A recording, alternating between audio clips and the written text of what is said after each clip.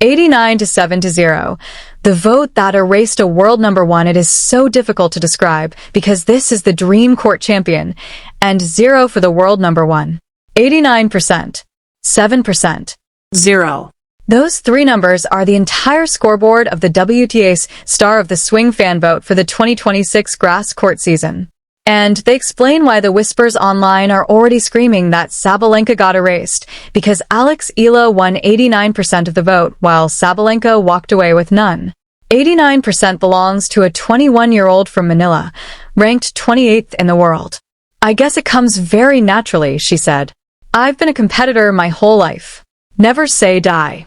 7% belongs to Iga Swiatek. No wait, Linda Noskova, the woman who actually lifted the Wimbledon trophy 12 days earlier.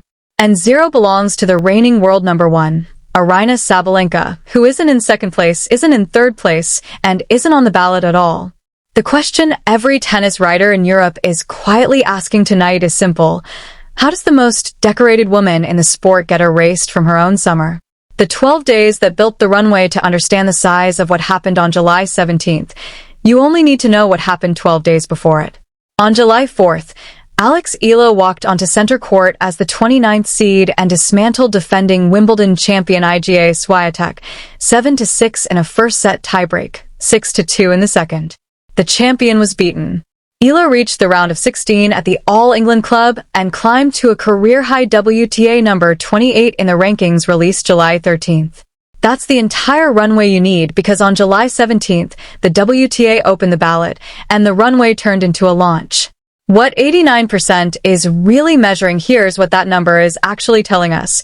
It's measuring the widening gap between what tennis's institutions reward and what tennis's fans actually love. Aryna Sabalenka is the reigning 2025 WTA Player of the Year, voted in by a media panel with roughly 80% of the ballots. She's the year-end world number one for a second consecutive season. She holds the single-season prize money record, north of $15 million. On paper, no woman in this sport should command more affection. And yet, when fans were finally handed the microphone in 2026, they gave the fan favorite of the grass swing, not to Sabalenka, but overwhelmingly to Eala.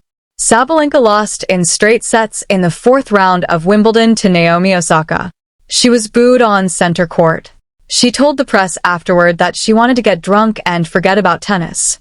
There simply was no grass court moment worth nominating. That absence is the story. And what fills it is louder than any press conference she could hold. The evidence, piece by piece evidence 1. The Wimbledon champion herself couldn't crack double digits in a fan vote about her own tournament. Linda Noskova won the biggest trophy in women's tennis on July 5, 2026. 12 days later, the same audience that watched her lift it gave her roughly 7% of the vote. Karolina Muchova, the finalist Noskova beat in the final, took roughly 4%. That's not a defeat. That's an erasure. Evidence 2. Compare Eala's mandate to the last Star of the Swing award the WTA handed out back in February. Elena Rybakina won the Star of the Australian Swing fan vote after actually winning the Australian Open with 61%. The reigning Slam champion in Melbourne cleared her ballot by 61%. The girl who didn't win a Slam in July cleared hers by 89%. Read that comparison again. A Slam trophy is now worth less on a fan ballot than a Manila fan base with Wi-Fi. Evidence 3 is what fans were actually voting on, because this was never a sympathy vote. Eala's grass season in the receipts. Champion at the Birmingham 125, semi-finalist in Berlin at a WTA 500, and a Wimbledon round of 16 built on a center court demolition of the defending champion. 10 wins, 3 losses on a surface she had barely competed on professionally before the season. That record earns a case. 89% isn't a case. It's a movement. And this is the moment to say what every Filipino fan on this channel has been saying for a year and a half, back when she was ranked 140, and the analysts hadn't even learned to pronounce her name yet. You weren't overreacting. You were early. The rest of the tennis internet is only now catching up to a scoreboard you've been reading since Miami 2025. The scale nobody saw coming. Evidence 4 is the sheer scale behind this. The Philippines is home to roughly 117 million people, with a global diaspora estimated at another 10 to 15 million. Filipino social media users are among the most engaged on the planet, a country where being online isn't a hobby, it's a default state. The Czech Republic, home of the woman who just won Wimbledon, has roughly 10 million people total. That mismatch isn't a bug in the fan vote system. It's the future of it.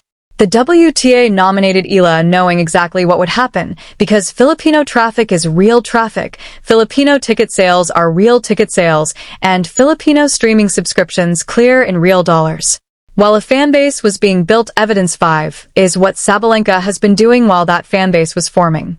Her 2025 Roland Garros final comments about Coco Gauff were so widely interpreted as dismissive that Sabalenka herself issued a written apology, calling her own remarks completely unprofessional.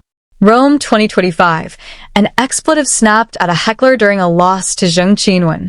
Wimbledon 2026, 4th round. Audibly booed by the center court crowd after the Osaka loss. Then the get drunk quote. Fans didn't wake up on July 17th and spontaneously decide to snub the world number one. She's been building this reputation for 18 months, one press conference at a time.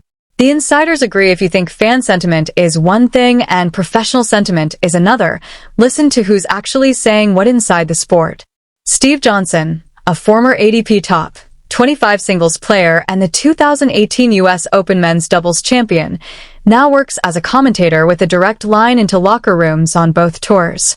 Johnson has publicly stated that Eala is a bigger draw for women's tennis than either Coco Gauff or Aryna Sabalenka.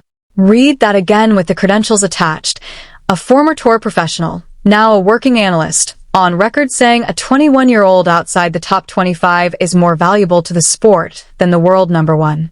Which means the fan vote isn't the outlier here. The rankings are the outlier. The 89% is simply the market speaking before the ranking system has caught up. Nike's product designers are watching this. So are the tournament directors at Cincinnati and Flushing Meadows. For 40 years, the economic center of gravity in women's tennis has sat in Western Europe and the United States. What the star of the swing ballot revealed on July 17th is that a country with almost zero tennis infrastructure now has more mobilized WTA fans than Belarus, Poland, and the Czech Republic combined. That's not a talking point. That's a market repricing itself in real time. What comes next? The immediate runway is the North American hardcourt swing. Eala is already stateside for the U.S. Open Series, Cincinnati in August, then the U.S. Open in New York. Sabalenka is defending enormous points across both. If those two draws ever cross, the ticket demand, the streaming numbers, and the social velocity around that match will be measured in exactly the language of the vote you just watched. And every Filipino fan who refreshed a ballot at 3 a.m. on a mobile data plan becomes part of the reason it happened. That's your community. That's your fingerprint on the sport. None of this erases what happened on the second Monday at Wimbledon, though. Eala lost her round of 16 match to Jasmine Paolini in 3 sets. She was 3 wins from a Grand Slam final and couldn't open the door. Afterward, in comments picked up across Filipino sports desks and Wimbledon recap coverage, she made clear the run was, in her own words, only the beginning. 10 days later, instead of disappearing, she was at a BPI meet and greet in Manila, taking photos with fans who hadn't been able to travel to London.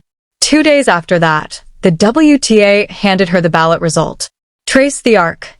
Wimbledon door closed July 7th, Manila homecoming, July 15th, global fan-voted crown, July 17th, 10 days from setback to mandate. 89 to 7-0. A Wimbledon champion reduced to single digits, a world number one with no ballot line at all, and a 21-year-old who spent the week between her slam loss and her global crown signing autographs in Manila. Aryna Sabalenka is the greatest player in the world in 2026 on the court. Eala is the most loved player in the world in 2026 by the fans. And on July 17th, the WTA put its own logo underneath the scoreboard that made those two things officially, permanently different. The question worth arguing, here's the question worth arguing about in the comments. If Sabalenka wins Cincinnati next month and Eala loses in the second round, does that change anything about what happened yesterday? Or is fan power in 2026 now permanently immune to the scoreboard? Stake your claim below. And if you've been part of this fanbase since the Miami run, since the Berlin semifinal, since before the analysts learned to say her name properly, this is where the rest of that story gets told. Week by week, ballot by ballot, tournament by tournament. Subscribe and stand with the people who saw it first, because the loudest fanbase in tennis deserves a room of its own. The perfect storm, the 89% vote, wasn't an accident. It was the inevitable result of a perfect storm, a charismatic young star from a massive, digitally engaged nation, a breakthrough performance on the sport's biggest stage, and a world number one whose recent behavior had alienated a meaningful slice of the fanbase. Eala's grass season wasn't flawless, but it was compelling. A title in Birmingham, a semi-final in Berlin, a statement win over the defending Wimbledon champion on center court. 10 wins and 3 losses on a surface she'd barely competed on professionally before this year. That record earned respect. The 89% made it undeniable. The WTA knew exactly what it was doing when it put Eala on that ballot. Filipino engagement is real. It drives streaming numbers, social algorithms, diaspora ticket sales, and merchandise movement. The organization isn't blind to the shifting center of gravity in women's tennis. Markets once considered peripheral are becoming central, and Eala is the face of that shift. Sabalenka's absence from the ballot was just as telling. After the 4th-round loss to Osaka, the booing on center court, and the now infamous get drunk quote, the WTA likely decided including her would have caused more trouble than it was worth. The fans spoke anyway.